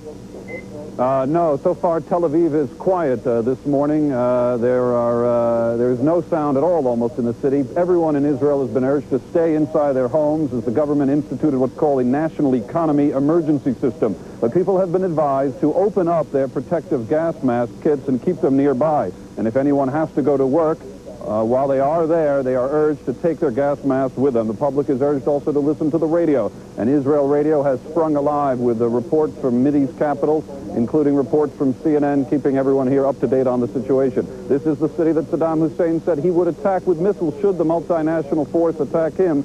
So far, the skies are quiet here in Tel Aviv.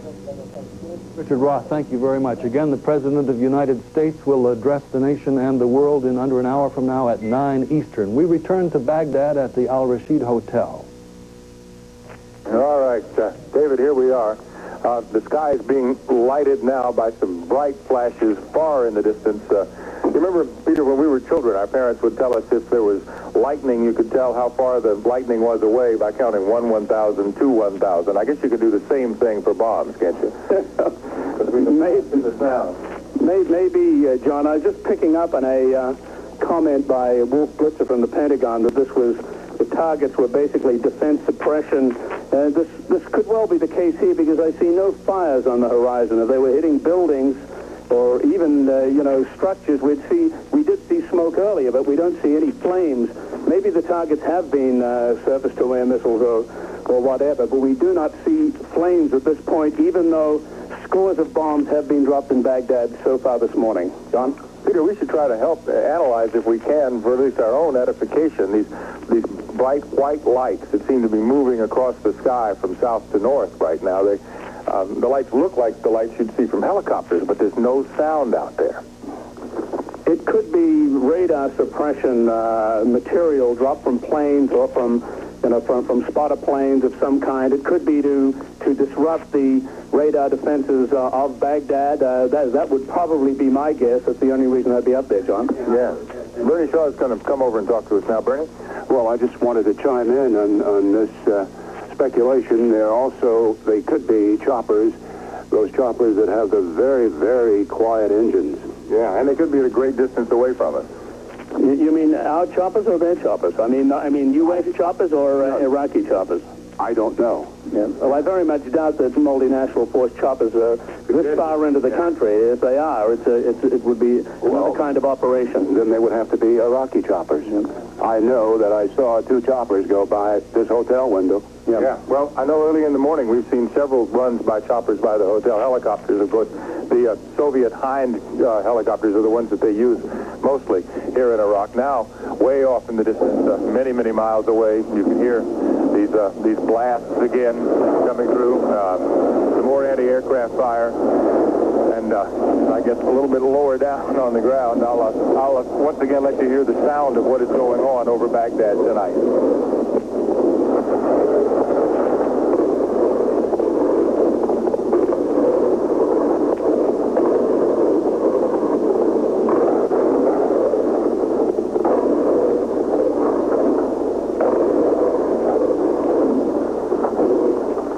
The thing about this is you still can't hear the airplanes. You can't hear any sign of these planes that the anti-aircraft guns are being fired at. Yeah, well, I'm anxious for daylight to come. Maybe we can get some visibility. From what we can see, the populated areas of Baghdad where all the people live, there doesn't seem to be any bombing activity at all. The bridges are still standing. In fact, the bridges over the Tigris River they are still lit. So we don't see any action at all within the city. Around us and a couple of government centers, there seemed to have been some bombing earlier, but right now, in fact, in the last half hour, the bombing has moved out seemingly beyond the perimeter of the city to presumably military targets, strategic targets, further west towards Yes, that's correct. Kind of out of the immediate vicinity of Baghdad here. And I just looked out on the street a moment ago and saw a very small automobile driving down there. Peter, look at this. This is a bright flash of light that seems to be, it came across from north to south and even came up here by us in the hotel. And there it goes. It's almost like a shooting star. I think that shooting star is probably an F-15, John. Yeah. So that's what they look like at night when they're working. All right. It's good to know. There are a couple of vehicles out on the street, more anti-aircraft fire. Well, there's something going on that you can hear down there. It seems that maybe a bomb was just dropped again near the main telecommunications center here in Baghdad, and the anti-aircraft fire is again going up as the night sky continues to be brightly lighted in Baghdad. Peter? Yes, John, that was a tactical strike. The plane could have been as close as 500 meters in the sky above its target. And certainly it's being met with a lot of anti-aircraft fire, but it is long gone at this point, John. Yeah, these planes are moving so rapidly, and with the one bright light on them. I guess that's the engines themselves that we're seeing going by. This is something I've never covered before, ladies and gentlemen. Peter Arnett is our expert at CNN on war coverage, and I'm getting, this is a literal baptism by fire, isn't it, Peter? Well, I don't think there is anyone alive, John, who is an expert on this sort of thing, being in the middle of a major capital with an airstrike, air attacks like this going on. I don't know if any experts exist. Well, Bernie, I'll tell you, I was just at the window and I saw that F-15 go by, or more accurately, I should say I heard it. And as you indicated, Peter Arnett, by the time that plane had cleared the space over here, it was out of sight. Only then could the anti-aircraft batteries respond to it, and as you said, it was much too late. All right, since we did see another bomb go off near the major telecommunications facility, we better make sure that our viewers are still able to hear us. Let us just check in and make sure that you guys can still hear us in Atlanta and around the network. John Holliman, Bernard Shaw, and Peter Arnett, yes, indeed, we can hear you, and we're going now to the Pentagon briefly, and Wolf Blitzer. David, here at the Pentagon, we're in the press briefing room where there is going to be a briefing with the chairman of the Joint Chiefs of Staff, General Colin Powell, and Defense Secretary Dick Cheney shortly after the president addresses the nation. That is in about 45 minutes. We are also receiving indications from Pentagon sources that this initial U.S. airstrike seems to be moving ahead on schedule, as planned, without any great disasters as far as the United States is concerned. One reason why there, so far, does not appear to have been any Scud launchings into Saudi Arabia or into Israel or into any of the other alleged targets that the Iraqis had is because we had been told repeatedly that those F-15s, those F-117A stealth fighters, those F-16s, all of the carrier-based U.S. aircraft, their immediate initial target, in addition to anything that could endanger those planes, would be all of Iraq's Scud missile bases, the mobile bases, certainly the fixed ballistic missile bases. They not only have the Soviet-made Scud ground-to-ground missiles, but also the Iraqis have improved some of those Scuds. They're called the Al-Hussein and the Al-Abbas. Those were day one, number one targets, as we and other networks have been reporting now for months. The United States was going to take those missile sites out. No indication completely, no confirmation that the United States has, but certainly if the Iraqis had planned to launch any of those Scud missiles, they almost certainly would have launched them within the first minutes of this war, and the war now appears to be about 2 hours old. David? Operation Desert Storm now 1 hour and 3/4 old, and with me here in the studio, listening to it all along, the coverage from Baghdad is so compelling, we'll go back right away, but Secretary Weinberger, former Secretary of Defense through two terms of the Reagan administration. What about what you've been hearing? Well, I think, first of all, we achieved complete tactical surprise, very much like the attack on Libya when the lights were all on and didn't go off until long after the raid began. Secondly, I think targets, radar and defense suppression was the principal goal. And the first wave probably didn't do any bombing, just in order to draw the radar and to identify the site. And I think subsequent waves did do that. Thirdly, I think and there'll be more of that, of course, as we identify more and more radar sites. Finally, I think the targets that we had chosen have been very carefully chosen to be military only and to be well away from any kind of civilian casualty damage. That would be airfields, railroad stations, the communications tower that they keep mentioning, military assembly points, anything of that kind. And they will be very careful to select them so that even if the bomb misses by a short amount, it would not get into civilian damage. But primarily, this was to suppress the defense, the missiles and the radar, and to identify the radar. And I would imagine most of this raid will continue probably well into the morning hours, because with many of the defense points suppressed, the additional planes can go in with far less danger. Secretary Weinberger, thank you very much for that perspective. Charles Bierbauer is standing by live at the White House, where the president is about to come on in a short time. I'm sorry, I'm hearing that there's another wave of planes coming into Baghdad, and we have 3 fine reporters there. Let's listen. Dave, thank you. We're back here, and just as Secretary Weinberger was talking to us, we were watching another one of these waves of attack here. The night sky lit up once again, a lot of anti-aircraft fire, and we can hear the sounds of battle outside the window. And once again, John Holliman, as the planes come in and just shoot across the sky, by the time these anti-aircraft batteries respond, it is too late. Interesting what Secretary Weinberger was saying, that what the planes, whoa, that was a bright light, everybody get down in case there's a blast after. Okay, that was on the east side of our location. That was definite bombing. That was on the other side of the hotel. Yeah, look over here, Bernie, off to the west. A lot of bright lights down on the horizon now. It could be anti-aircraft or it could be incoming there. Yeah. Well, let's let our viewers around the world listen to this exchange for a while. Okay, Bernie, I'm going to crawl over to the window again with our microphone and just poke it out the window and let you listen to what we were able to hear so clearly here in Baghdad tonight.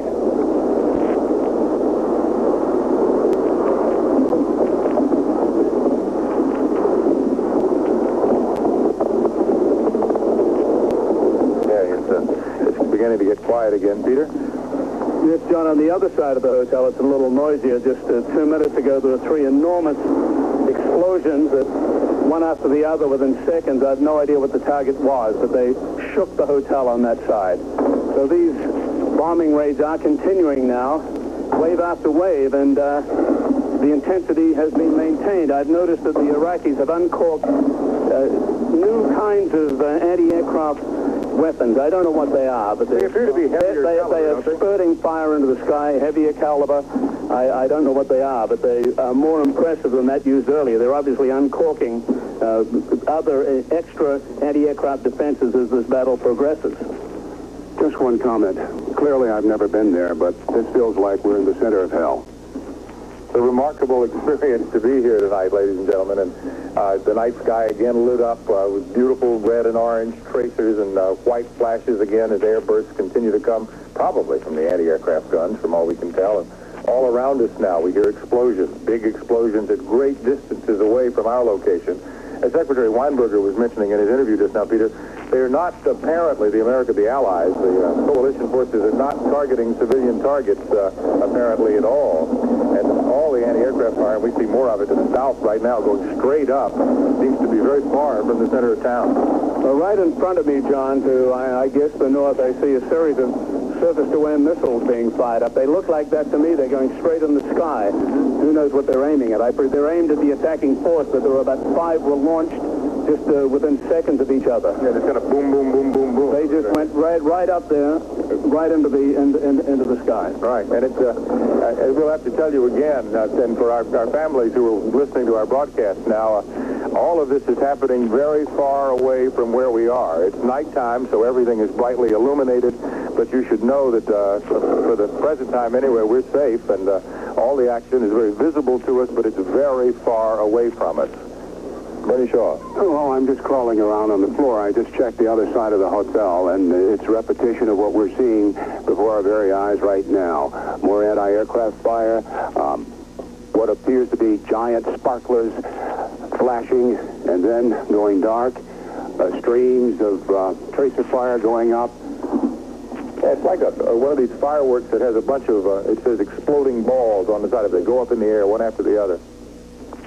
And there's no doubt to me that those flashing silver lights are radar suppression devices just to mislead the radar-guided anti-aircraft guns that are shooting at the planes coming by, John. Peter, let's go over to the other side of the hotel. We have a long extension. Interrupting the gentleman in Baghdad, we're going out to Charles Jaco in Saudi Arabia. He's in Dhahran. Charles? Just lost the line. We hear the sirens and we can see you, Hello. Charles. This is Charles Jaco in Saudi Arabia. Right now, the air raid sirens are going off again. We're being told to clear the area. The last time it was a drill. This time we're not sure if it is a drill or not, but everyone's being told to clear this area and get out of this area, get into the shelter in the basement of the area where we are.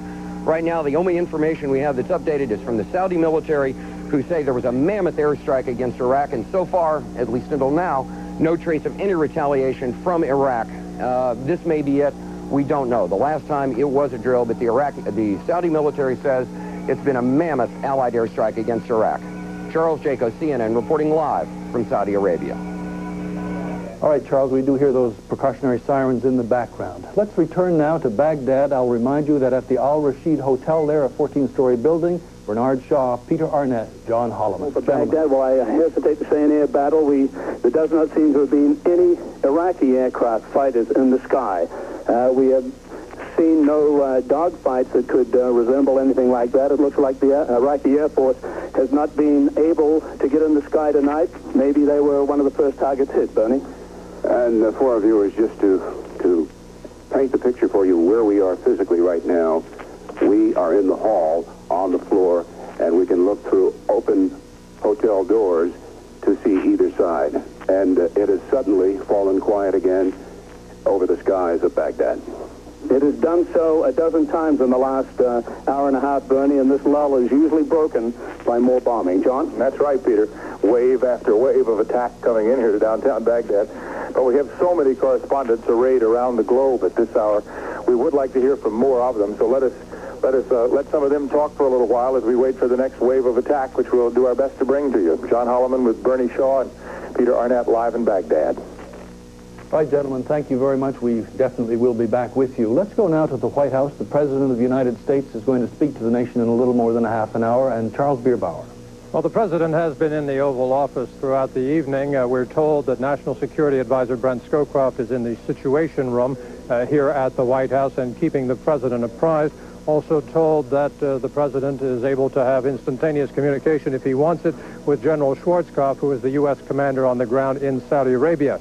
A couple of points. As we know, the President was watching television shortly before 7 o'clock. Officials say there was some concern about the attack being aired live on television, but the President, as he watched and heard the reports coming out of Baghdad, noted that things were moving right on schedule. That's when the announcement was made here.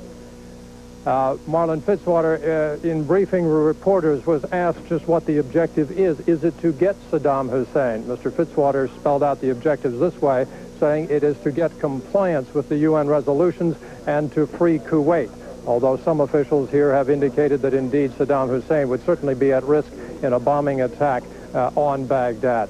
Again, the President working on that speech, actually a speech that he has been working on for a couple of weeks and that he has written pretty much himself. It'll last 10 to 12 minutes. One last point, Mr. Fitzwater asked if there's now relief here, said relief is not the word. The word is anticipation, that indeed there will be several days of hard work lying ahead. As you can hear, Mr. Bush will speak at 9:01. David? Is a 901 hard start. Thank you. Okay, Charles, thank you very much. We're going now to Richard Blystone in Jerusalem. We'll be back with you later. Richard. David, we have with us here in the CNN office in Jerusalem a high-ranking member of Israel's cabinet, Ehud Olmert, the Minister of Health. Let me ask you first, Mr. Olmert. Was Israel informed of when this attack was going to take place? Well, I was not entirely surprised that it took place tonight, that I can say. Now, intelligence about the movements of Iraqi missiles and aircraft was of supreme importance to Israel in these last weeks. Can you talk about how you managed it with the United States? Well, first of all, we have our own intelligence, which is not so bad, and we have tried as good as we could to find out exactly. And it is not a secret that we have very good and close relationships with America, and there was a constant flow of information throughout. Now, your aircraft, Israeli jet aircraft, have been flying 24-hour cover around Israel's borders, a sky shield for several days now. Obviously, you weren't entirely confident that all of Iraq's missiles could be stopped. Oh, no. In fact, right now, I'm not sure that they are entirely stopped. And as you know, we are on an alert situation. The Israelis were advised not to leave homes. And the gas masks are very close to everyone. I'm carrying one with me now. And we are not certain that it will not happen. Now, as Minister of Health, you had an extra special interest in the missiles or bombers. At this point, you don't feel that the risk is entirely over? No, not at all. Not at all. In fact, all our systems are ready. All the hospitals have been alerted, and we have both special drugs in the last few weeks to make sure that in case there are some people wounded, we will know how to treat them, both for chemical weapons and for biological weapons. And the danger is not over yet. Everything can happen. But what you had to be prepared for and what you really expected would be two different things. Can you tell us what kind of Iraqi response did you really expect? Did you expect it would be devastating? Look, we know that they have ground-to-ground missiles which can reach Israel. We know that they have chemicals. We know that they have biological warheads.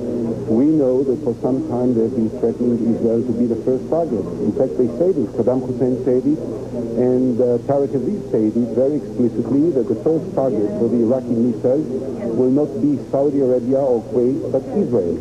And we had to take it very seriously. So in fact, we have prepared ourselves for the worst possible scenario. We have prepared ourselves for a massive number of casualties, and we did everything possible in order to address ourselves to this. We bought lots of medicines. We have installed in every hospital in Israel detoxicating, purifying systems, so that if people will be hit, they will be washed and go to treatment afterwards, and the whole country is ready and is very much aware of the danger. Just one last question, Mr. Minister. How long is it going to be? What are you going to require as evidence before you stop carrying around your gas mask?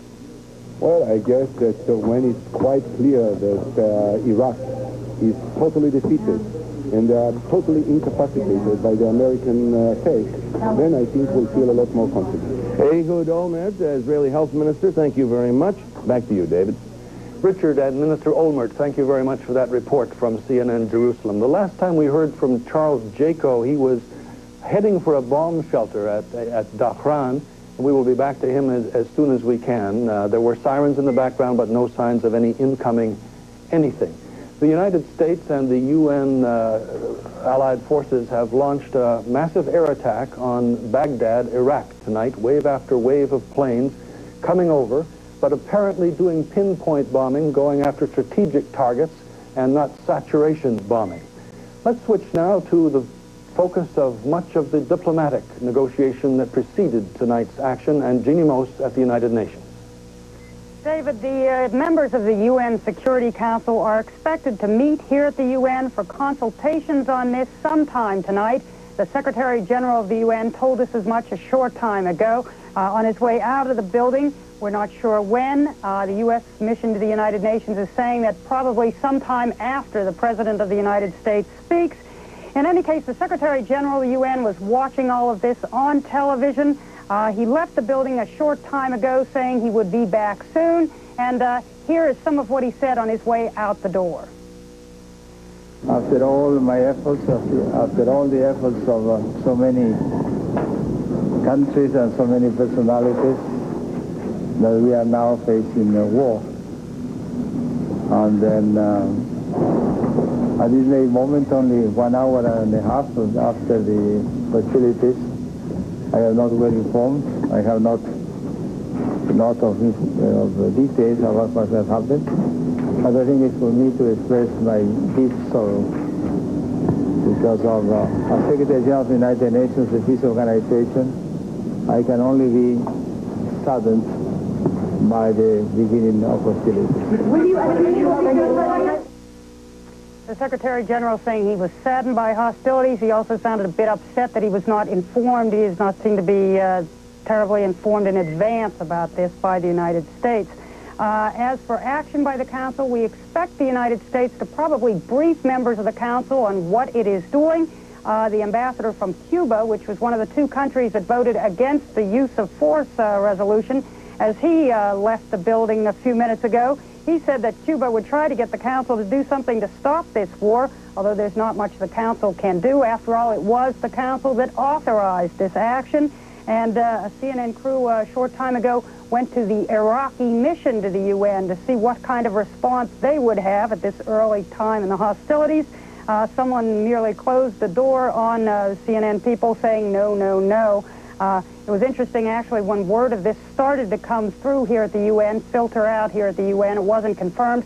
I happened to be near some of the Iraqi delegation, some of the lower-level people that were sitting in the UN, and I told them what we had heard, that the hostilities were starting. They were serious, calm about it, and they simply at that point thought it probably wasn't true. Well, it is true. The Kuwaiti ambassador, by the way, welcomed the attack and said he wished victory to the U.S.-led operation. I'm Jeannie Mose reporting live from the United Nations. Thank you, Jeannie. I might make note now for our viewers that we have temporarily lost contact with Baghdad. I don't wish to alarm anyone. We did expect to have this come in and out. But our three correspondents, Bernard Shaw, Peter Arnett, and John Holliman, are there in the Al Rashid Hotel. We expect to, and we hope to be bringing you some more of their reports later. The NATO foreign ministers have announced an emergency meeting at 9:30 p.m. Eastern Time. They will be meeting at their headquarters in Brussels, Belgium. That comes 1/2 hour after the meeting here in Washington with the nation on television of President Bush, the Commander-in-Chief of the United States, addressing the United States on what has been called by United States officials Operation Desert Storm, wave after wave of Allied planes attacking tonight the city and capital of Baghdad. Let's go now for an update to the Pentagon and Wolf Blitzer. David, here at the Pentagon, we are broadcasting now from the CNN office at the Pentagon. They're getting the studio in the Pentagon ready for a briefing in about 1 hour, shortly after the President's address to the nation. They're getting it ready for a briefing by the Secretary of Defense, Dick Cheney, and the Chairman of the Joint Chiefs of Staff, General Colin Powell. I want to reiterate what you said. The loss of communications, hopefully only temporarily, from Baghdad should not necessarily be a source of great alarm. For days, Pentagon officials have been telling us here at CNN that in this initial airstrike, once it happens, the U.S. will be zapping most of Iraq with so much electronic jamming equipment, so many electronic signals, that almost all of the communications, telephone, satellite, everything else, certainly television, almost everything is going to go out very, very quickly. It was a high priority target for the U.S. military, not necessarily to go after civilian targets, but to make sure that all of the command and communications facilities in and around Baghdad, certainly in Basra in the south of Iraq, closer to Kuwait, all of that would be knocked out. The major reason being that the 540,000 Iraqi troops in and around Kuwait, what's called the Kuwaiti Theater, Kuwait and southern Iraq, that they would be isolated from command headquarters, from the bunkers where presumably Saddam Hussein personally is giving orders.